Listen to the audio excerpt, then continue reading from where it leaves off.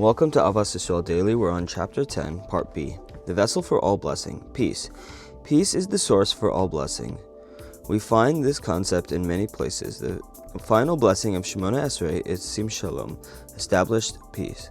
After we recite a detailed list of blessings that comprise requests for wisdom, repentance, health, livelihood, the conclusion of all the prayers is a request for peace. Similarly, the final blessing of Birkat HaKohanim is for the establishment of peace.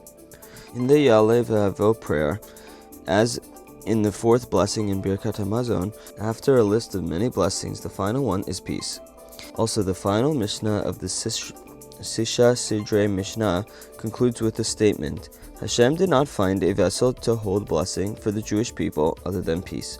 Without peace, Hashem's blessings have no vessel to contain them, and therefore, after a long list of requests, we plead for peace, the source of and the respiratory for all blessings. Shabbos too is called Shabbos Shalom. Since Shabbos is the source of all blessings, therefore Shabbos must be a day of peace.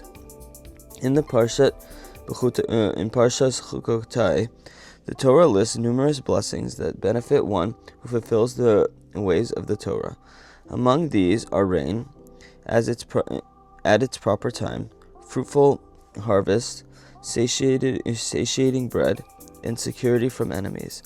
Following these blessings, the Torah states, "And I will establish peace in the land." Rashi asks why this last clause is necessary.